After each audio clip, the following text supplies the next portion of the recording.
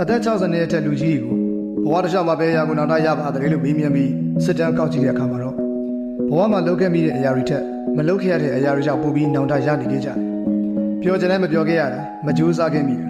ဝါသနာပါတာတွေမလုပ်ခဲ့ရတာချစ်ကြောင်းဝန်မခံခဲ့တာစသဖြင့်သူတို့ဘဝမှာနောင်တရစရာတွေကမလုပ်ခဲ့မိတာတွေအတွက်သာဖြစ်ပါတဲ့။ပြောချင်မှုတွေမှာ experience ရှိပါတယ်။ငယ်တုန်းကဖန်ကော်လီပြစ်တန်းကစားကြတဲ့အခါခေါ်ဒီတုံးလေးတွေအများကြီးစုမြင်သိချီနှူးမိတာပေါ့။အခုချိန်မှာတော့ဖန်ကော်လီတုံးတွေအများကြီးဝယ်နိုင်တယ်မဝယ်တော့ပြောလည်းမပြောတော့ဘူး။ကျွန်တော်တို့လိုချင်တဲ့အချိန်မှာရမှအဲ့ဒီအရာကတတ်ဖို့ရှိတာမျိုးပါ။လိုချင်တဲ့အချိန်တုန်းကမရရင်နောက်ဆိုရင်မလိုချင်တော့ဘူး။စနေကြောင့်တော့ဘဝတုန်းကစာပေပွဲမှာအမှတ်များတဲ့အခါဂုဏ်ထူးတွေရတဲ့အခါအရင်ပြောမှုပေါင်းခဲ့တယ်။လောကမှာငါကအတော်ဆုံးဆိုတဲ့ခံစားချက်မျိုးကိုကြိုးစားခဲ့တာတွေအရာထင်သွားပြီဆိုတဲ့အပိမျိုးနဲ့အဲ့ဒီအချိန်တုန်းကဘဝအပျော်ဆုံးလူသားပဲ။အခုချိန်အသက်အရွယ်တွေရလာပြီးတော့မှလုပ်ငန်းခွင်တွေအသီးသီးရောက်ကြပြီဆိုတဲ့အခါဆယ်တန်းတုန်းကအမတ်တွေဂုဏ်ထူးတွေကသိအရေးမပါတော့ဘူးပတ်စံပိုးရှာနေတဲ့သူကပိုးတော်တာပဲပိုးအထင်ကြီးကြတာပဲ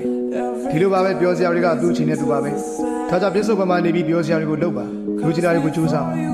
နောက်ဆိုရင်အဲ့ဒီအရာတွေကပြောစီတော့မှမဟုတ်ဘူးအရေးပါတော့မှလည်းမဟုတ်ပါဘူးအတိတ်ကိုပြန်ကြည့်လိုက်တိုင်းကြည်လူစရာပြောစရာတွေနဲ့ပြည့်နေနေအောင်သူ့အချင်းနဲ့သူပြောခဲ့ကြိုးစားခဲ့အဓိကကတော့နောက်မှနောက်တာမရအောင်